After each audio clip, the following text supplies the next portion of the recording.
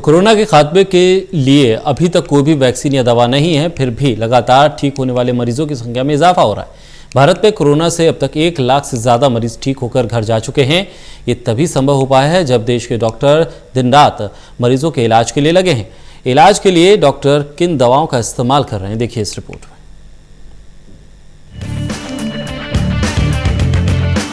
दुनिया भर में कोरोना वायरस की वैक्सीन की खोज जारी है, लेकिन अभी तक कोई सटीक दवा नहीं बन सकी है। भारत में भी कोरोना के मामले तेजी से बढ़ रहे हैं। हालांकि अच्छी बात यह है कि यहाँ कोरोना से रिकवर होने वाले मरीजों की भी अच्छी तादाद है। भारत में 1,30,000 के करीब कोरोना मरीज ठीक हो चुके हैं। इस वायरस से लोगों को ठीक करने के लिए डॉक्टर 8 दवा और थेरेपी का प्रयोग कर चुके हैं। रेमडेसिविर एक एंटीवायरल दवा है, जिसे सबसे पहले 2014 में इबोला के इलाज में इस्तेमाल किया गया था। WHO के ट्रायल में इस दवा को कोरोना के कारगर इलाजों में से एक माना गया है। ये शरीर में वायरस रेप्लिकेशन को रोकता है। पिछले महीने अमेरिका के national institute of allergy and infectious disease ने शुरुआती ट्रायल के आधार पर बताया था कि रेमडेसिविर देने वाले कोरोना के मरीजों में 11 से 15 दिनों तक में सुधार हुआ है। Drug controller general of India ने 1 जून को रेमडेसिविर के इस्तेमाल को मंजूरी दे दी। गंभीर रूप से बीमार कोरोना के मरीजों को अब डॉक्टरों की तरफ से ये दवा दी जा रही है। फेविपिरवीर भी एक एंटीवायरल है, जो वायरस रेप्लिकेशन को रोकने के लिए दी जाती है। इसे एंटी इन्फ्लुएंजा दवा के रूप में प्रयोग किया जाता है। इस दवा को सबसे पहले जापान के फ्यूजिफिल्म टोयामा केमिकल लिमिटेड ने विकसित किया था। भारत में ये दवा ग्लेनमार्क फार्मास्यूटिकल्स और स्ट्राइड्स फार्मा को बनाने की मंजूरी मिली है।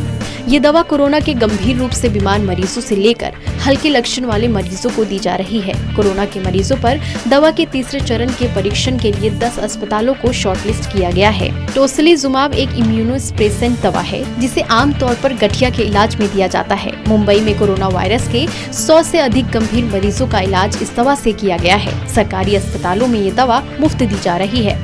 पहली बार ये दवा लीलावती अस्पताल में 52 साल के एक मरीज को दी गई थी, जिसकी हालत बहुत गंभीर हो चुकी थी। इस दवा से कोरोना के कई मरीजों की हालत में सुधार देखा गया है, लेकिन डॉक्टरों का कहना है कि इस पर कोई भी डाटा देना अभी जल्दबाजी होगी। भारत में कई जगहों पर इसका ट्रायल शुरू हो चुका है।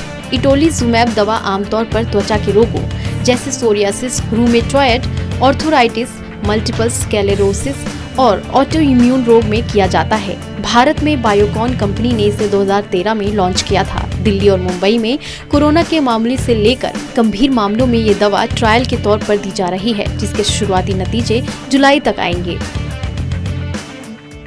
हाइड्रोक्सीक्लोरोक्वीन कोरोना वायरस पर इस एंटी मलेरिया ड्रग के प्रभाव को लेकर पूरी दुनिया में बहस जारी है।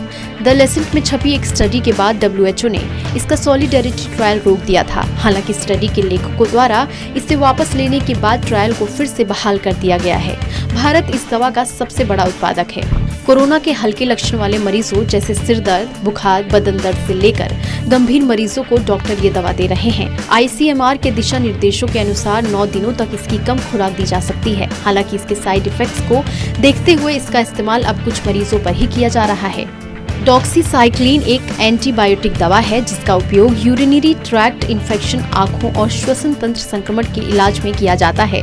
वहीं आइवरमेक्टिन शरीर में मौजूद कीड़ों को मारने की दवा के तौर पर इस्तेमाल किया जाता है। इसके अलावा इस दवा का इस्तेमाल जुएं मारने के लिए भी किया जाता है।